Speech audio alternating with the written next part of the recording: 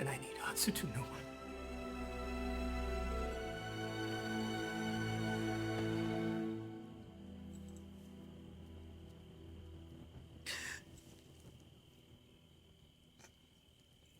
After many days of torture, Admantha, the great Median prince, finally confessed all, and was dealt with according to the protocol of the land. For his brave and valorous services, Haman the Agagite was proclaimed a prince of the faith, to inherit Admantha's house, wealth, prestige, and power. Pieces are falling into place. We have spoken of one by one. Soothsaying does not become you, Haman. Oh, my darling, I speak of the truth, not of stars. My burden I would not wish on any man.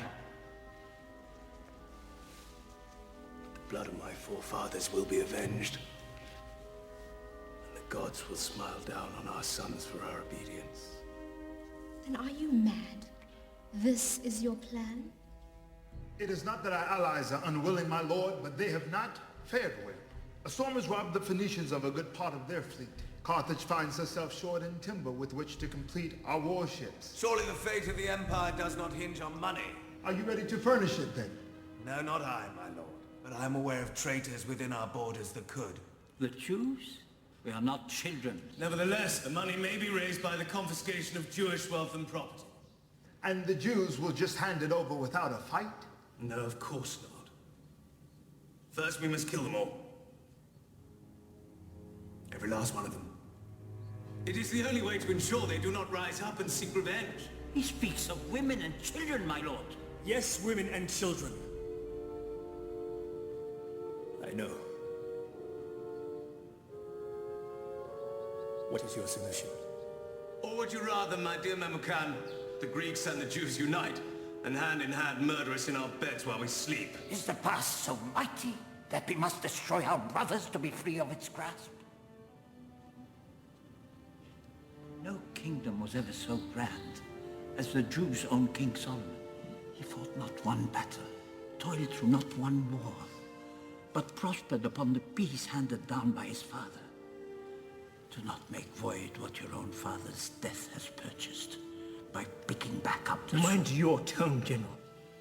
Why thirst you for warfare when we can drink so deeply of peace? You speak of peace. Let us speak of the Jews. They would rather bow down to their own god than obey the laws of protocol. Their prophets even speak of a coming king. A king who will reign over all kings and set all men free. Is that not the very essence of democracy, my dear Memucan? I do believe, under your guidance, we are undone. If we are undone from within, indeed. March upon Greece if you wish, but you march with no general in your lead.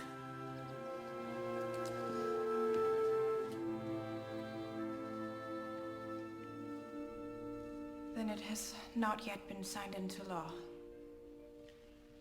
Not as yet, my lady. Perhaps guilt stirs men too hotly at times, and they seek the salve of the law to ease the burning.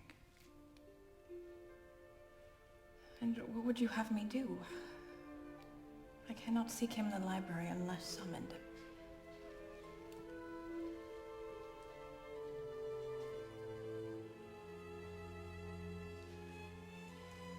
If you arrived first, then he in effect would be seeking you, would he not?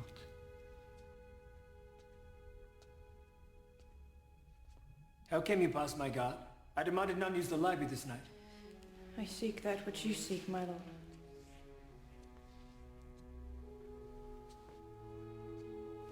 Truth. Perhaps the truth of what exists between us. I have come on matters of state. Matters of state. I see. And what matters of state might that be? You desire more perfumes? You request more condiments? Surely as queen of the kitchen you need not await me here. You know as well as I how quickly word travels throughout the palace. Especially when murder's involved. You are learned. well read. Offer me a story that answers my dilemma. I have never pretended with you. Never pretended? Think you not that I see membercare and strings dangling above your head even now? You care more for these Jews than you do for me. Do you inquire of my burdens? Do you offer me solutions? No. You just complain. As Vashti did. Away from me, and come before me no longer, no matter what pretense you seek, or your fate shall be worse than Vashti. But I do love you. Love has failed me. Knowledge has failed me. Thus, I bind myself to the protocol of my fathers and to my empire. By the next moon, I leave for war. And whatever my fate, it shall no longer be shared with you.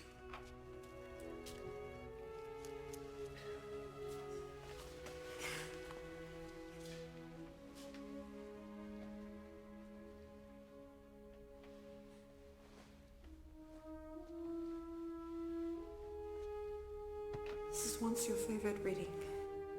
And though it may no longer bear the story of love, it bears that of one Mordecai the Jew. One of whom you wish to destroy saved your life. And you never even honored him for it.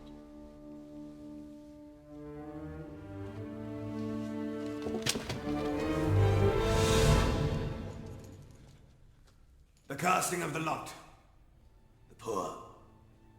It has determined upon which day all the Jews of the kingdom will be slain. This day is to be the 13th day of the month of Adar, according to the calendar of the Jews. Prince! The annihilation of a people can only be authorized by one who bears the signet of the king himself.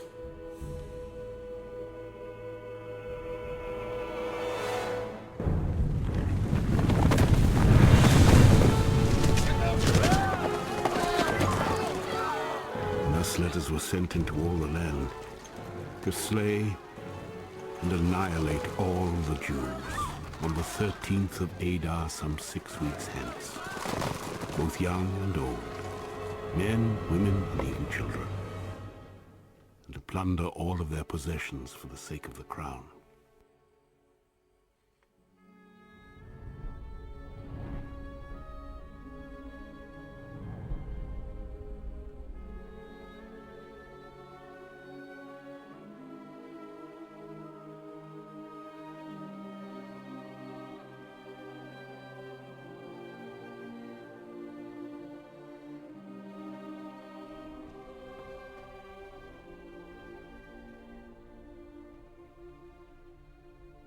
The scribe insists that all is dependent upon you, my queen. Dependent upon me? My queen might wish to go before the king and intercede for those that have no other hope. My lady. Have you forgotten your protocol? To approach the king unsummoned is death. Perhaps in court, but surely you can visit him in private, in his chambers. Surely I cannot.